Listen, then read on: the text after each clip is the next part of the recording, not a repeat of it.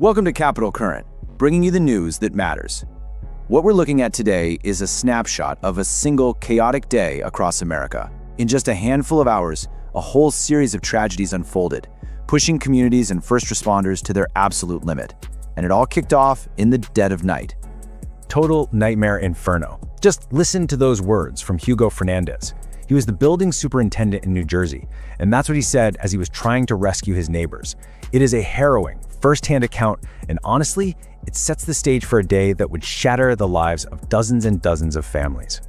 So it started as just one fire on Sunday, November 30th.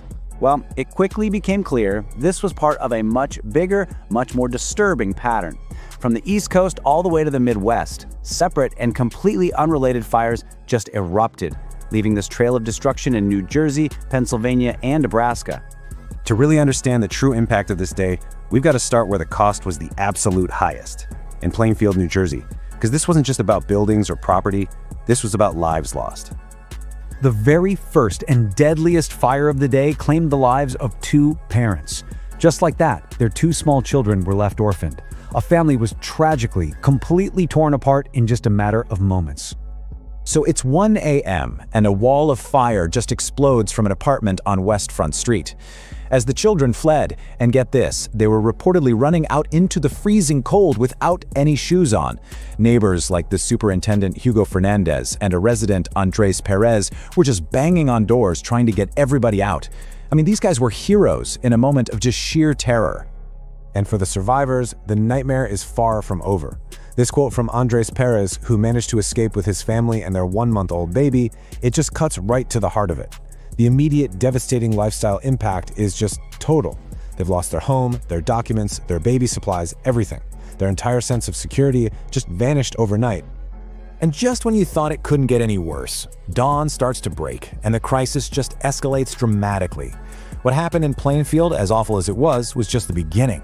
The next hour would see this rapid-fire succession of major fires igniting all across the country. And this is where the day just explodes.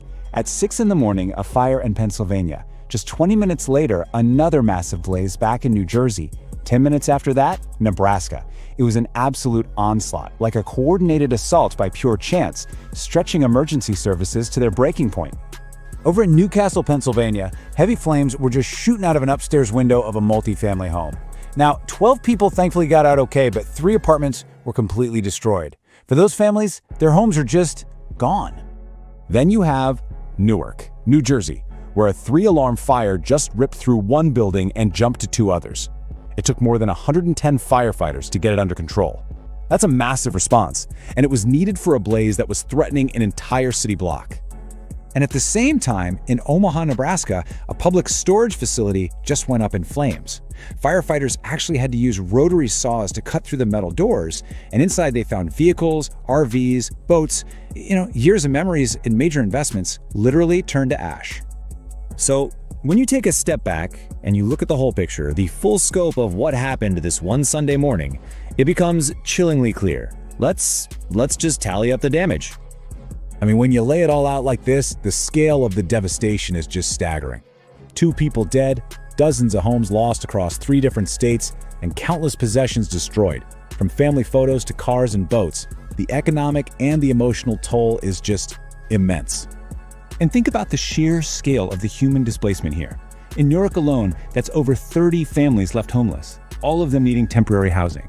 Now add in the families from Plainfield and Newcastle, and you have a huge number of people who suddenly, terrifyingly, don't have a roof over their heads.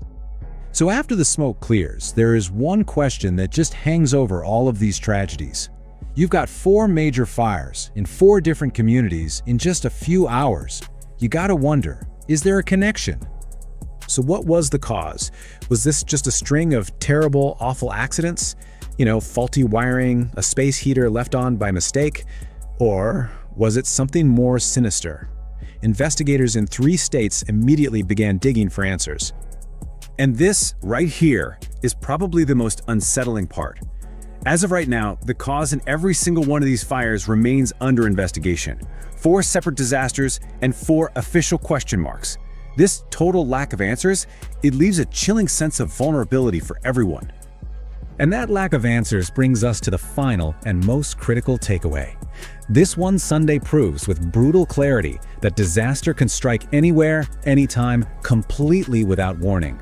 It forces all of us to ask a really tough question. If this happened in your community, in your home, would you be ready? Stay informed. Subscribe to Capital Current.